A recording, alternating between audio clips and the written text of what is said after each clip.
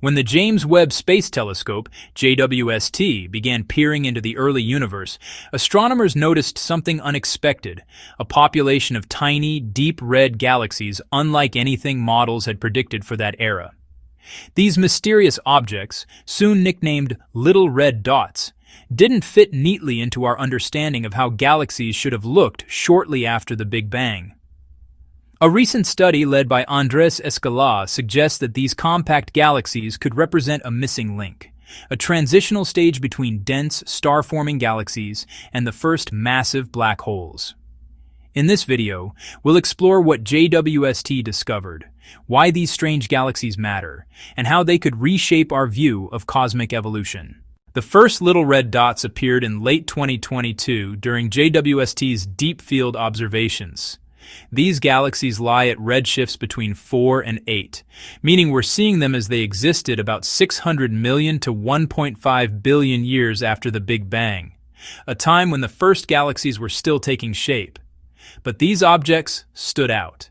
They were extremely compact, only a few hundred light-years across, far smaller than typical early galaxies, and appeared unusually red in JWST's infrared filters.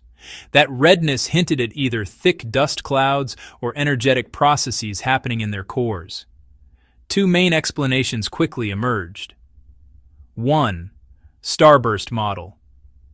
The little red dots could be ultra-compact, dusty, star-forming galaxies, where intense bursts of star formation make them shine brightly in the infrared.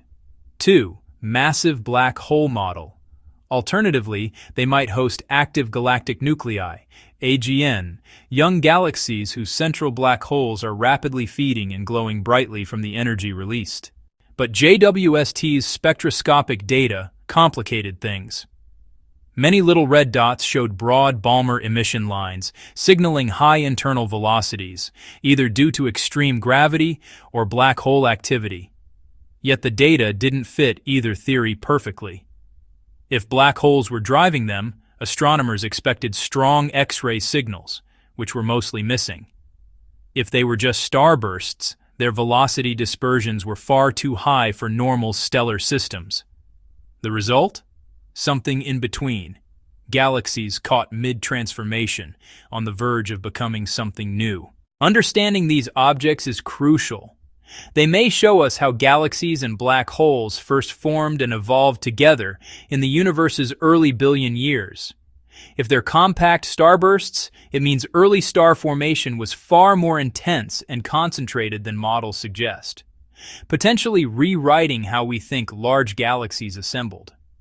If they're young AGNs, it means that supermassive black holes formed much earlier and faster than we thought, some growing to billions of solar masses in record time. Escala's team, however, proposed a unifying theory that connects both ideas. Instead of competing models, they suggest the two are different phases of the same evolutionary path.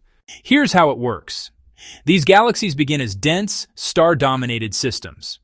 Over time, their central regions collapse under their own gravity. This collapse seeds or rapidly grows a massive black hole in the center.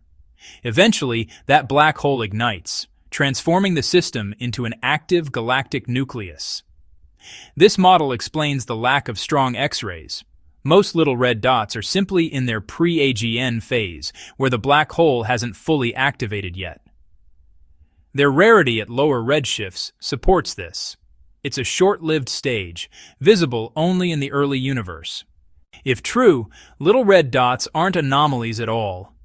They're snapshots of black holes in the making, the intermediate step between starburst galaxies and full-fledged AGNs. This could finally explain how supermassive black holes formed so quickly after the Big Bang. It also suggests that in the early universe, black holes grew disproportionately larger compared to their host galaxies, possibly shaping galaxies themselves rather than evolving alongside them. To test these theories, astronomers are now using several strategies: deep X-ray observations to detect faint accretion signals, infrared spectroscopy to refine measurements of gas, stars, and velocities, radio and submillimeter data to search for jets or outflows, and future surveys from the Nancy Grace Roman Telescope and Square Kilometer Array to expand the dataset. Determining how long this transitional phase lasts will be key. If it's brief, it explains their scarcity and gives us a powerful clue about the speed of early black hole growth. The little red dots discovered by the James Webb Space Telescope may be more than cosmic curiosities. They could be the missing evolutionary link, showing how the first galaxies birthed the first black holes. By catching them in this fleeting in-between state, JWST might have uncovered one of the most important chapters in the story of our universe's origins.